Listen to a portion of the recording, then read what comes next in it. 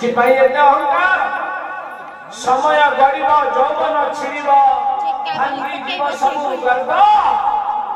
विषमा माया रे बुझी तू पारनु किए नरक किए स्वर्ग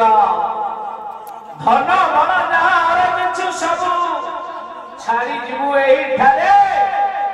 गर्व अहंकार आउ तो पार्थिव शरीर पोड़ी जीव श्मशान रे बेला थाउ बंधु अहंकार तेजा त्याग कर तम गुण सत शांति आउ दया के क्षमा को धरी ठाड़ करी टाण भाई केही रही नाही रहिबे नाही रे भव रंग फुटी तळे सर्वे निज निज अभिनय सारी बाहुड़ीबे काल बळे एठी तळ बरडा खसुची भाई ऊपर बरडा हसुची मझी बरडा कहूची भाई रे वो दिन काल आसुची भूमि दिन से पत्थर पथि कहबे भाई देखि अहंकार करिवार किछि आवश्यकता नाही अभिनय सारी सर्वे चली दिबे बाहुड़ीबे नाही केही जगतर नाथ बाहुड़ी आसीबे सृष्टि कर्ता जनु से मो काया शांते कोटि कैबल्य निधि कोटि ओडिया पौडमणि कोटि लीलार नायक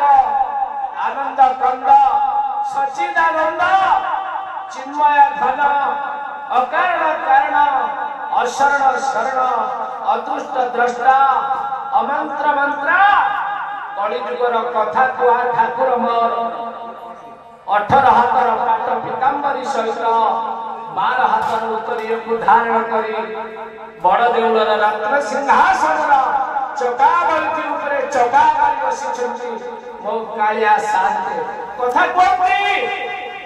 जने मनुष्य दैनंदिन जीवन में सकाळ उठिबा ठारो रात्र रे सोइबा पर्यंत जेतिकी कार्यक्रम करि थाए मो कालिया शांति कोटि कैबल्य निधि दांत घसंती सुना पातिया रे जीभ छलंती ठाकुरंकर जो नीति नियम विश्वर पड़ोसी जगह देखा जाए आज्ञा से उठंती गर्भ गंजन नरहरि गर्भ नसहंती कहारी जगत जागरे जेतक ठाकुर समस्ते कहंती मुंडिया पोका हेले कोटिए भितरे कोटिए ठाकुर वो जगा कहे मते कुंढेई पोका वो जगा कहे मते कुंढेई पोका जगन्नाथ अंतर बाल विख्यात बोल हरि बोला से गर्भगंजन लहरी भाई गाली मुसा गर्भ नस होई दंड के चुना कर दियंती अहंकार को भाई अहंकार केबे करना केबे रहिबो नाही कहार अहंकार रहिनी महामानी दुर्योधन चली गले पद्म फुटी जाउथिला जाइथिला गांधारी मां पठार आशीर्वाद भिक्षा करबा पाई पट्टी बांधी थिले गांधारी मां कहतला मां मते आशीर्वाद करे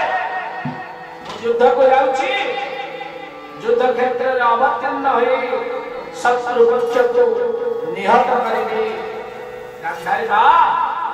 कर्णपात करने के महामानी दुर्योधन कथा को कहिथिले जाओ वीरराणे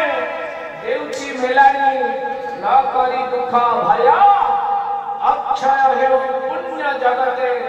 धर्म रहेउ जया तुमे जा दुर्योधन धर्म जय जुगे जुगे हेछि ए युद्ध रे मध्य हेबा व्यतिक्रम नाही मां हेबा तो गांधारी भली बा हेबा वो जगन्नाथ भगवान केमिति कथा कहती स्नान गुंडी चाए बेनी यात्रा दो